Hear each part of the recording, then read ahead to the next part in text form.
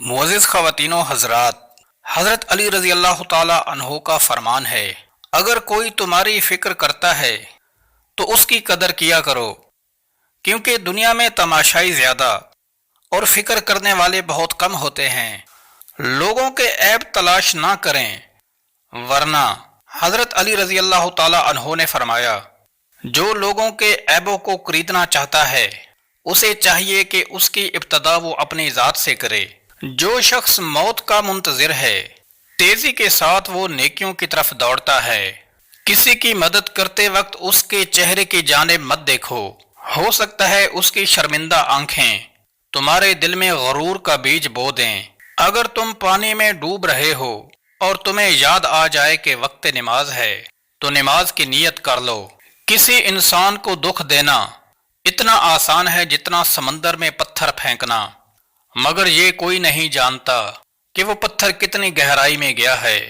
اگر کوئی تم کو صرف اپنی ضرورت کے وقت یاد کرتا ہے تو پریشان مت ہونا، بلکہ فخر کرنا کہ اس کو اندھیروں میں روشنی کی ضرورت ہے اور وہ روشنی تم ہو۔ اسلام ایمان کا ہے، ایمان یقین کا، علم عمل کا، سخی سائل کا، اور ایمان اخلاص کا محتاج ہوتا ہے۔ اگر کسی انسان کا یقین ہماری ولایت پر ہو تو یہ اس کی 1000 سال کی عبادت سے افضل ہے۔ حضرت علی رضی اللہ تعالی عنہ نے فرمایا، موت کو ہمیشہ یاد رکھو مگر موت کی آرزو کبھی نہ کرو۔ حضرت عمر رضی اللہ تعالی عنہ نے فرمایا، کم کھانے میں صحت ہے، کم بولنے میں سمجھداری، اور کم سونا عبادت ہے۔ اگر تمہاری ہمت اتنی بلند ہے کہ لوگوں کی اصلاح کرنا چاہتے ہو تو پہلے اپنے نفس کی اصلاح کرو۔ دکھ میں کبھی بھی پچھتاوے کے آنسو نہ بہاؤ، کیونکہ تم وہ خوش نصیب ہو جس کو اللہ نے آزمائش کے قابل سمجھا ہے۔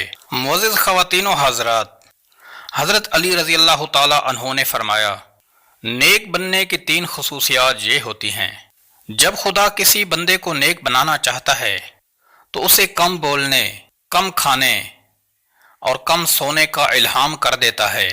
بدترین رائے، حضرت علی رضی اللہ تعالی عنہ نے فرمایا، جاہل ہی اپنی رائے کو کافی سمجھتا ہے۔ بدترین رائے وہ ہوتی ہے جو شریعت کے خلاف ہو۔ بدترین بیماری، حضرت علی رضی اللہ تعالی عنہ نے فرمایا، حسد بیماریوں میں سب سے بدترین بیماری ہے۔ حسد نیکیوں کو اس طرح تباہ کر دیتا ہے جس طرح آگ لکڑی کو جلا دیتی ہے۔ دوستی، حضرت علی رضی اللہ تعالی عنہ نے فرمایا، برداشت کرنا دوستی کی زینت ہے، اپنے دوست کی لغزش کو برداشت کرو۔ دشمن کے حملہ آور ہونے کے وقت کے لیے جو دوست کی لغزشوں کو برداشت نہیں کرتا وہ تنہائی کی موت مرتا ہے۔